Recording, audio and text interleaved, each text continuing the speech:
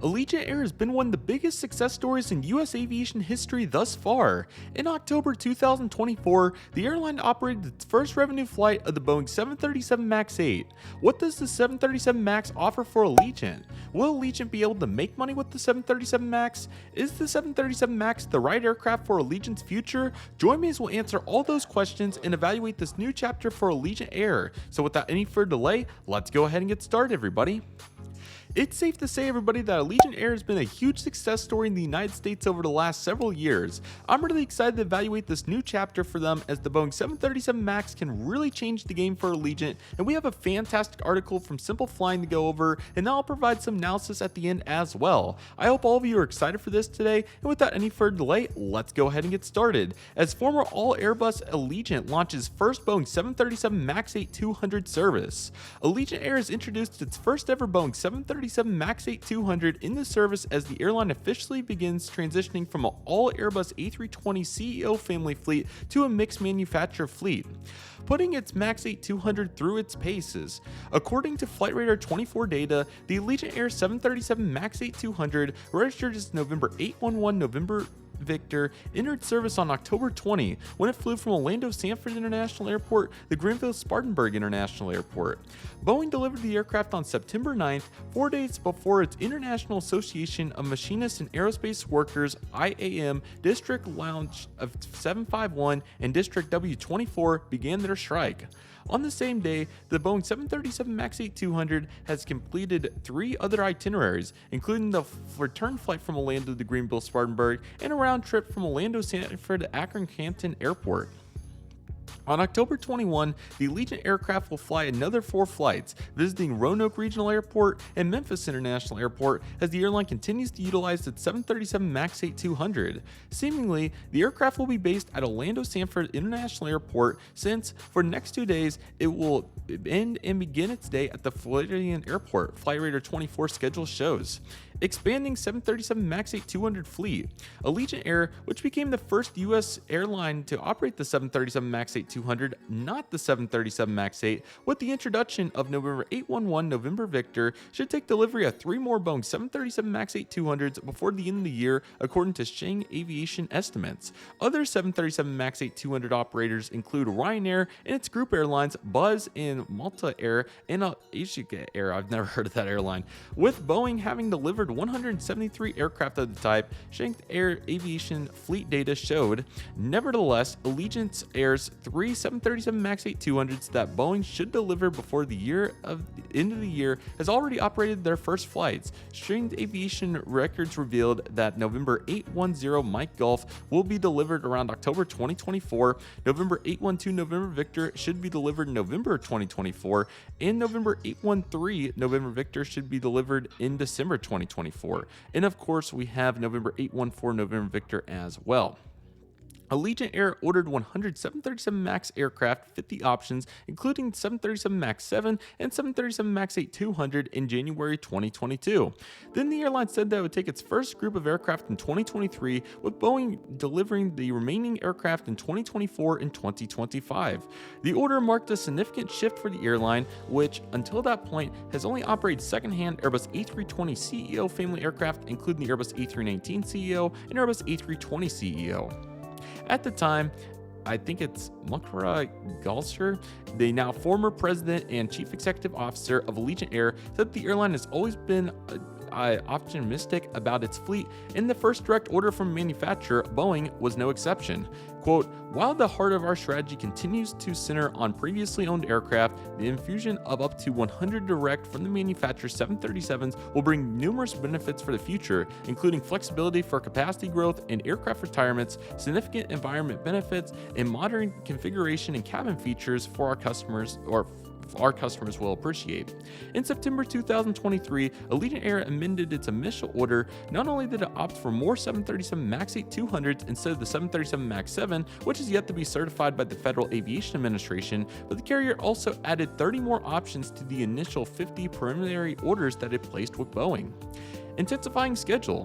While it remains to be seen whether Allegiant Air will have to deal with future delivery delays of the 737 MAX 8-200 aircraft due to the manufacturer strike, the airline has planned an intense schedule for its Boeing jets in November. According to data, the aviation analytics company Quorum, the Allegiant carrier has planned 72 weekly flights for the type in November, with half those departing or arriving at Orlando Sanford International Airport.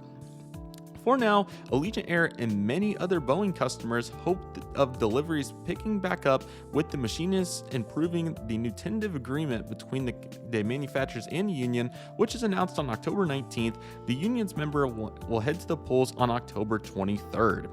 Alrighty, everybody, so as you can tell, it's definitely a huge day for Allegiant Air as they introduced the Boeing 737 MAX 8 into their fleet, and this is a huge and sensational day for the airline as they've never introduced a brand new aircraft on a route before. They've always had second, third, fourth, fifth-hand planes. I think the majority second, but regardless of the case, it's a huge day and it's quite exciting for Allegiant. So let's go ahead and talk about the implications for this and what this really means for Allegiant moving forward as a company. So as you can first and foremost tell, this is a newer aircraft, and this is typically not the structure that Allegiant goes for, but as the CEO kind of hinted at, there are numerous benefits to this being a reality. So first and foremost, the initial upfront cost is obviously immense for a carrier like Allegiant. Even though the airline is massive with their hubs in Florida and obviously the southwestern region of the United States, it is still no joke to go out there and buy a brand new aircraft type along with the simulators, train the crews, and just come to be able to operate the aircraft with all the new complications that go into operating the type. We saw Allegiant transition from the McDonnell's MD-80 family aircraft several years ago, about 8 years ago now, to their Airbus A319 and A320 family aircraft,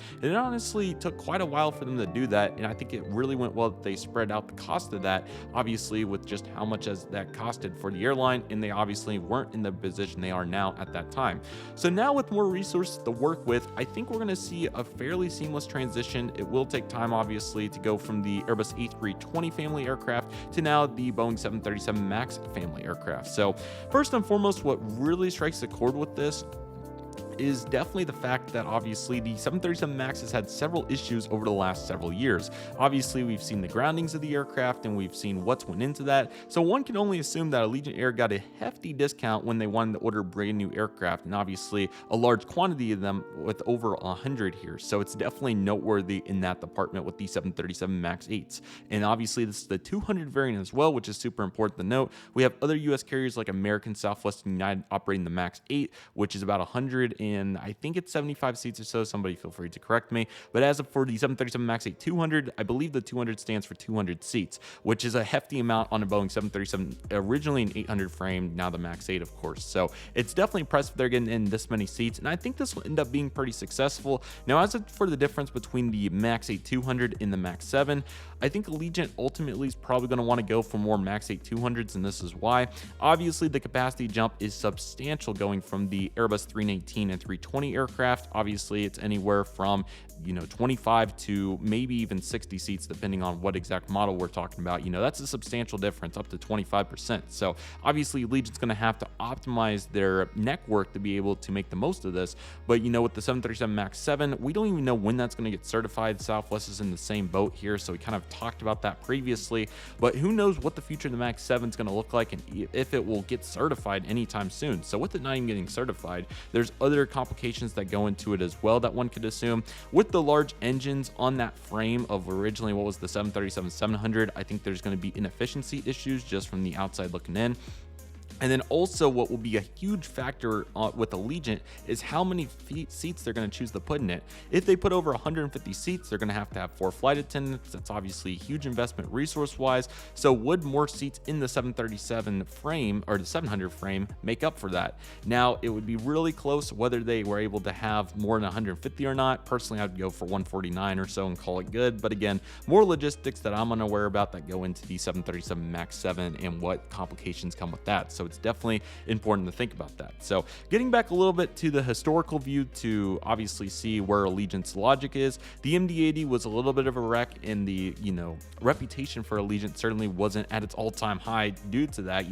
Many cancellations happened. I remember my parents got stuck in Las Vegas in 2015, and I also got delayed several times as well during that time frame. In fact, during the transition period, I was flying home from Orlando one summer, and we actually ended up getting an aircraft swap from a 320 to an MD-80 Indy 8, which was very interesting that it worked out that way. But that kind of leads us into the transition from the Indy 80 family to the Airbus A319, A320s, which have overall been very successful for Allegiant. These were minimal investments for the company, and they have maximized their value on what they've invested in these aircraft. They have various 319s and 320s, and most of their flights have been on time and successful. There has been a couple of mechanical hiccups. I've seen them firsthand, but for the most part, on the majority of their flights, the majority of the delays are weather related. So it definitely shows that Allegiant's progressed in their reputation and also their on-time performance. You can just go back and look at US data, and it definitely speaks for itself.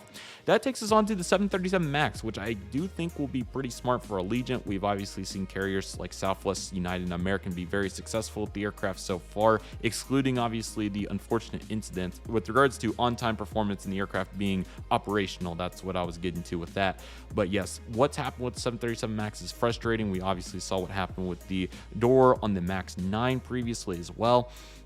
So it's going to be interesting to see how the 737 MAX 8-200 does for Allegiant. It also has that door as well, so all of it's going to be definitely worth paying attention to and obviously seeing what happens. Now, it's fantastic that Allegiant was able to get their first flight operated, but again, they were expecting their first planes in 2023, and we are close to 2025, so that definitely shows the complications that come with this and also how long it's going to take for Allegiant to transition to the Boeing 737 Maxes because of this. And I think they're aware of this, but again, likely because of a huge discount and other factors. I'm not sure if there's huge discounts on the, simulators, and I'm sure training prices are, similar and whatnot, but there had to be a huge discount on getting these aircraft. And again, overall, they will likely end up being more reliable in the long term compared to the Airbus A320 family aircraft. So I definitely think there's logic here, and I think it makes sense. The Airbus A320neo family, I think, would have been the most ideal candidate. We've obviously seen carriers like Spirit and Frontier go that route, but again, for what Allegiant was likely able to save on the MAX, I think they'll be able to utilize it.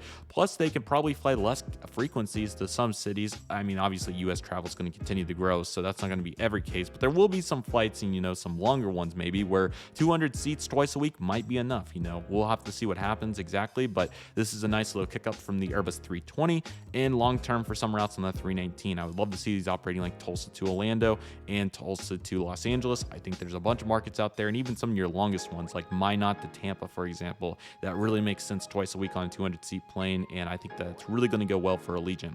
One other major factor that I want to mention that it will be interesting to see what Allegiant does is the MAX 8 opens a huge opportunity with regards to performance for these aircraft on what kind of routes they could operate in the future. I don't know if they're going to go this route, but I think with the MAX 8 capability now for the 200, I think they could start flying some routes. Like, I'm not saying they're going to do it, but Orlando, Sanford to Portland, or Los Angeles to, what's a good Northeast hub for them, Portsmouth, or whatever route you want to throw out there.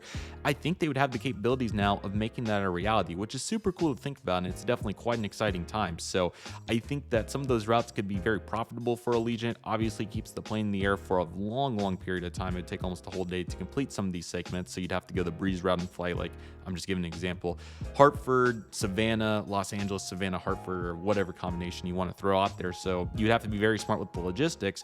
However, at the same time, though, if you charge the right amount of money, you could definitely make this concept work. So it's definitely worth thinking about and, evaluating the data and see where they can compete. We've seen Breeze Airways do a fantastic job with the Airbus A220, and overall, I think their operation will become profitable in those markets long term. As for Allegiant, these are 200-seat aircraft, so that's definitely worth keeping in mind. And again, another major development to watch with the aircraft like the 737 MAX 7. Could that possibly get into that realm as well? But as for Allegiant, I really hope that they continue to operate this on their longer flights and obviously fully utilize that capacity and the aircraft cycles.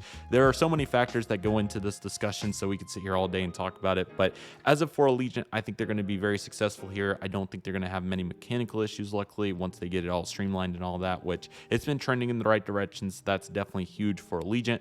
And a bigger picture to watch is how long it's going to take for Allegiant to transition. And obviously, we'll never know the details of what they paid for these aircraft and whatnot. But what we do know is it's likely substantial, and it definitely made the difference in why they went the Boeing 737 MAX route over the Airbus A320neo. So I'd love to hear what all of you think in the comment section below. I've been super impressed with Allegiant's operation, them maximizing putting A319s and A320s on anywhere from 3 to possibly 4 turns a day, which is super impressive out of their Florida and Southwestern hubs.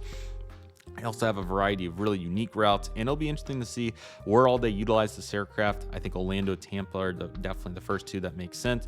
I'm sure that they'll deploy the aircraft also at the Las Vegas and Phoenix Mesa operations, and then we'll probably see it at some operations like Los Angeles and Fort Lauderdale long term too.